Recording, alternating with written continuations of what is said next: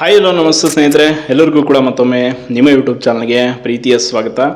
ಇವತ್ತು KITಯಲ್ಲಿ ಏನಾಯಿತು ಹಿಯರಿಂಗು, ಅದು ಒಂಚೂರು ಡೀಟೇಲ್ಸ್ ಆಗಿ ಹೇಳಿ ಅಂತ ಕೇಳ್ತಾ ಇದ್ರಿ. ಒಂದು ವಿಡಿಯೋ ಕೂಡ ಹಾಕಿದ್ದೆ ಕಾಂತಕುಮಾರ್ ಸರು, ನೇರವಾಗಿ KIT ಮುಂದೆಯಿಂದನೇ ಒಂದು ವಿಡಿಯೋವನ್ನು ಮಾಡಿ ಇನ್ಫಾರ್ಮೇಷನ್ ಕೊಟ್ಟಿದ್ದರು. ಸೊ ಅಗೇನ್ ಇವತ್ತು ವಿಚಾರಣೆ ನಡೆದಿದೆ, ಬಟ್ ಅದನ್ನು ಮತ್ತೆ ವಿಚಾರಣೆನ ಮುಂದೂಡಲಾಗಿದೆ 11ನೇ ತಾರೀಕಿಗೆ. ಐ ಥಿಂಕ್ ನನ್ನ ಪ್ರಕಾರ ಹೇಳ್ತೀನಿ, ಅಕಾರ್ಡಿಂಗ್ ಟು ಮೀ, KIT ಈ ಒಂದು ಅಭ್ಯರ್ಥಿಗಳನ್ನು ಆ್ಯಂಡ್ ಈಗ ಅರ್ಜಿ ಹಾಕುವಂಥವ್ರನ್ನ ಮುಖ್ಯ ಪರೀಕ್ಷೆಗೆ ಅಲೋ ಮಾಡುವಂಥದ್ದು ಅನುಮಾನ ಅಂತ ನನಗನ್ನಿಸ್ತಾ ಇದೆ. ಕಾರಣ KIT ಯಾವತ್ತೂ ಕೂಡ ವಿದ್ಯಾರ್ಥಿಗಳ ಪರವಾಗಿಲ್ಲ, KPSC ವಿರುದ್ಧವಾಗಿ ಇಲ್ಲ. ಅದೊಂದು ಕಾರಣಕ್ಕೂ ಒಂದೆಲ್ಲೋ ನನಗೆ ಅನ್ನಿಸ್ತಾ ಇದೆ. ಬಟ್ ನೋಡೋಣ, ಈಗ ಹೈಕೋರ್ಟ್ ಆರ್ಡರ್ ಇರೋದ್ರಿಂದ ಅದೇನು ಮಾಡ್ಬೋದು ಅನ್ನೋ ಒಂದು ಚಾನ್ಸಸ್ ಇದೆ. ಆ್ಯಂಡ್ ಹೈಕೋರ್ಟ್ಗೂ ಕೂಡ ಈಗ ಅಗೇನ್ ಅರ್ಜಿಯನ್ನು ಹಾಕಿದ್ದಾರೆ ತುಂಬ ಜನ. ಈಗ ವೆಕೇಷನ್ ಬರುತ್ತೆ ಕೋರ್ಟ್, ಬಟ್ ವೆಕೇಷನ್ ಬೆಂಚ್ ಇರುತ್ತೆ, ಅಲ್ಲಿ ನಾವು ಹಾಕ್ಕೊಂಡು ಅದನ್ನು ವಿಚಾರಣೆಗೆ ಬರುವಂತೆ ಮಾಡ್ಬೋದು. ಆ್ಯಂಡ್ ಸುಪ್ರೀಂ ಕೋರ್ಟ್ ವಿಚಾರಕ್ಕೂ ಕೂಡ ಸಂಬಂಧಪಟ್ಟಾಗೆ ತುಂಬ ಜನ ಕೇಳ್ತಾ ಇದ್ರಿ. ಈಗ ಆಲ್ರೆಡಿ ಒಬ್ಬರು ಪಿಟಿಷನ್ ಹಾಕಿದ್ದಾರೆ, ಆ್ಯಂಡ್ ಇನ್ನೊಂದಿಷ್ಟು ಜನ ಹಾಕೋರು ಇದ್ದಾರೆ. ಅದಾಗುತ್ತೆ. ಬಟ್ ಇವತ್ತು ಮುಖ್ಯ ಪರೀಕ್ಷೆ KS essay ಪೇಪರ್ ಇತ್ತು.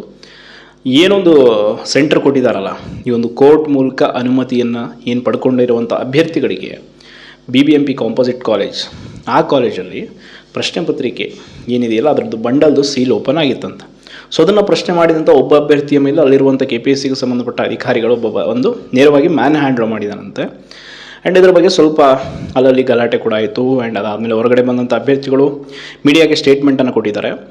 ಒಂದು ವಿಷಯ ಸ್ಪಷ್ಟ, ಏನಿಲ್ಲಿ ಈ ಒಂದು ಸಪ್ರೇಟ್ ಎಕ್ಸಾಮ್ ಸೆಂಟ್ರಲ್ಲಿ ಬರೀತಾ ಇದ್ದೀರಲ್ಲ, ನಿಮ್ದು ಯಾರ್ದು ಪೇಪರ್ ವ್ಯಾಲ್ಯೂಯೇಷನ್ ಅವ್ರು ಮಾಡಲ್ಲ ಆಯಿತಾ. ಅದೊಂದು ಜಸ್ಟ್ ಟೆಸ್ಟ್ ಸೀರೀಸ್ ಅಷ್ಟೇ. ಇದನ್ನು ಬರೆದಿಟ್ಕೊಂಬಿಡಿ, 100% ಖಚಿತ. ಅದರಲ್ಲಿ ಒಂದಿಷ್ಟು ಇನ್ಫ್ಲೂಯೆನ್ಸ್ ಪೀಪಲ್ಸ್ ಇದ್ದಾರೆ, ಅವ್ರದ್ದಷ್ಟೇ ಬೇಕಿರೋ ವ್ಯಾಲ್ಯೂಯೇಷನ್ ಆಗುತ್ತೆ, ನೋಡ್ತಾ ಇರಿ. ಅವ್ರು ಯಾರ್ದು ಮಾಡಲ್ಲ. ಅದೇ ಉದ್ದೇಶ ಇಟ್ಕೊಂಡೇ ನಿಮ್ಗೆ ಅಲ್ಲೊಂದು ಎಕ್ಸಾಮ್ ಸೆಂಟರ್ ಕೊಟ್ಟಿದ್ದಾರೆ ಅವರು ಸಪ್ರೇಟಾಗಿ. ಅದೇ ಉದ್ದೇಶ ಕೂಡ ಅವ್ರದ್ದು. ಜಸ್ಟ್ ಒಂದು ಟೆಸ್ಟ್ ಸೀರೀಸ್ ಬರೆದ್ರೆ ನೀವು ಎಲ್ಲಾದರೂ ಕೋಚಿಂಗ್ ಸೆಂಟ್ರಲ್ಲಿ ಅಟ್ಲೀಸ್ಟ್ ವ್ಯಾಲ್ಯೂಯೇಷನ್ ಮಾಡಿ ಸ್ಕೋರ್ ಆದರೂ ಹೇಳ್ತಾರೆ. ಇದರಲ್ಲಿ ಸ್ಕೋರು ಹೇಳಲ್ಲ ಅವರು ಸೇಡ್ ತೀರಿಸ್ಕೊಳ್ಬೇಕಂತಲೇ ಕಾಯ್ತಾ ಇದ್ದಾರೆ. ಯಾರು ಕೋರ್ಟಿಂದ ಈ ರೀತಿ ಬಂದಿದ್ದಾರೆ, ಆ ಅಭ್ಯರ್ಥಿಗಳ ಮೇಲೆ ಏನಾದರೂ ಒಂದು ಆಗಲಿ, ಏನಾದರೂ ಒಂದು ಗಲಾಟೆ ಆಗಲಿ. ಸಿನ್ನೂರಲ್ಲಿ ಆಯ್ತಲ್ಲ, ನೋಡಿದ್ದೀರಾ ನೀವು ಏನಾಯಿತು ಸಿನ್ನೂರಲ್ಲಿ? ಏನು PDO question paper seal open ಆಗಿದೆ ಅಂತ ಅಲ್ಲಿ ಪ್ರತಿಭಟನೆ ಮಾಡಿದರು.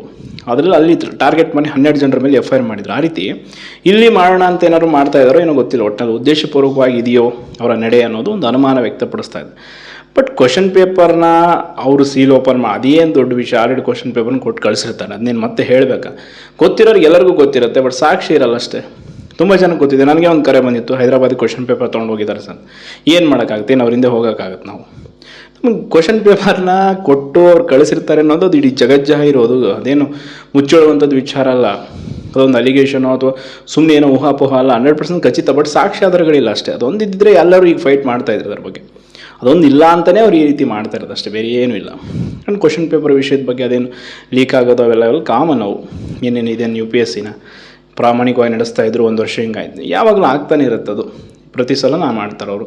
ಅದನ್ನು ಸ್ಪೆಷಲಿ ಮತ್ತು ವಿಶೇಷ ಅಂತ ಅದರಲ್ಲಿ ಏನಿಲ್ಲ. ಈಗ ಆಗಿರೋದಿಷ್ಟು ಕ್ವಶನ್ ಪೇಪರ್ ಬಂಡಲ್ ವಿಷಯದ ಬಗ್ಗೆ. ಈಗ ಅಲ್ಲಿ ಮ್ಯಾನ್ ಹ್ಯಾಂಡ್ಲಿಂಗ್ ಆಗಿದೆ, ಅದ್ರ ಬಗ್ಗೆ ಏನೋ ರೆಫರ್ ಮಾಡ್ತೀವಿ, ಇಮಿಡಿಯೇಟಾಗಿ CCTV ಚೆಕ್ ಮಾಡಿಸ್ತೀವಿ, ಅದು ಇದು ಅವ್ರು ಇಷ್ಟೆಲ್ಲ ಮಾಡೋರ್ಗೆ ಅದೆಲ್ಲ ಏನು ಅಂತ. ಸರ್ಕಾರನೇ ಅವ್ರ ಜೊತೆಗಿದೆ, ಪೊಲೀಸ್ ವ್ಯವಸ್ಥೆ ಅವ್ರ ಜೊತೆಗಿದೆ, ಇಡೀ ಇದನ್ನು ಕೊಂಡ್ಕೊಂಡ್ಬಿಟ್ಟಿದ್ದಾರೆ ಅವರು. ಏನು ಬೇಕು ಎಲ್ಲವನ್ನು. ಇನ್ನೇನು ಮಾಡ್ತಾರೆ ಹೇಳಿ? ಬಡವರು ಅಭ್ಯರ್ಥಿಗಳಿಗೆ ನ್ಯಾಯ ಕೊಡ್ಸೋಕೆ ನ್ಯಾಯಾಲಯಗಳೊಂದು ಉಳಿದಿದೆ. ಅಪರೂಪಕ್ಕೆ ಅದೊಂದು ಇದ್ದಿದ್ದಿಲ್ಲ ಅಂತಂದರೆ ಇನ್ನೂ ಏನಾದರೂ ಮಾಡಿಬಿಡೋರೇನೋ. ಅದೊಂದು ಉಳಿದಿರೋದಕ್ಕೆ ಒಂದು ಭಯ ಅನ್ನೋದು ಇದೆ, ಸ್ವಲ್ಪ ಮಟ್ಟಿಗೆ ಒಂದು ಭಯ ಅವರಲ್ಲಿದೆ. ಬಟ್ 100% ಖಚಿತವಾಗಿ ಅವರು ಪೇಪರ್ದು ಕೊಟ್ಟಿರುವಂಥದ್ದು ಅದೆಲ್ಲ ಆಗೋಯ್ತು. ಅಗೇನ್ ಏನಾಗ್ಬೋದು ಫರ್ದರ್ ಏನಾಗುತ್ತೆ? ಎಕ್ಸಾಮ್ ನಡೆಸ್ತಾ ಇದ್ದಾರೆ, ಅವ್ರು ನಡೆಸ್ಕೊಂಡು ಹೋಗ್ತಾರೆ. ನೋಡೋಣ. ಸುಪ್ರೀಂ ಕೋರ್ಟ್ಗೆ ಹೋದ್ರೆ ಈ ಹಿಂದೆ ಕೂಡ 2011 ಬ್ಯಾಚಲ್ಲಿ ಏನಾಯಿತು ಅಂತ ನಿಮ್ಗೆ ಗೊತ್ತು. ಸುಪ್ರೀಂ ಕೋರ್ಟ್ ಕ್ಯಾನ್ಸಲ್, ಅದು ಇಡೀ ಒಂದು ನೇಮಕಾತಿಯನ್ನು ರದ್ದು ಮಾಡ್ತು. ಬಟ್ ಸರ್ಕಾರ ಇಲ್ಲ, ನಾವು ಅದನ್ನು ರದ್ದು ಮಾಡಲ್ಲ ಅಂತ ಹೇಳಿದರು. ಎಲ್ಲ ರೀತಿಯಾದಂಥದ್ದು ಕೂಡ ವ್ಯವಸ್ಥೆಯಲ್ಲಿ ಈ ರೀತಿಯಾದಂಥ ನ್ಯೂನ್ಯತೆಗಳು ಇದ್ದೇ ಇದೆ. ಅಗೇನ್ ಈ ಒಂದು ಫೈಟ್ ಕಂಟಿನ್ಯೂ ಆಗಿರುತ್ತೆ. ಡೇ ಟು ಡೇ ಏನೇನಾಗುತ್ತೆ ಅನ್ನೋ ಒಂದು ಮಾಹಿತಿ ಅಂತೂ ನಾನು ಶೋರ್ ನಿಮಗೆ ತಿಳಿಸ್ತೀನಿ ಅಂತ ಹೇಳ್ತಾ ಧನ್ಯವಾದಗಳು.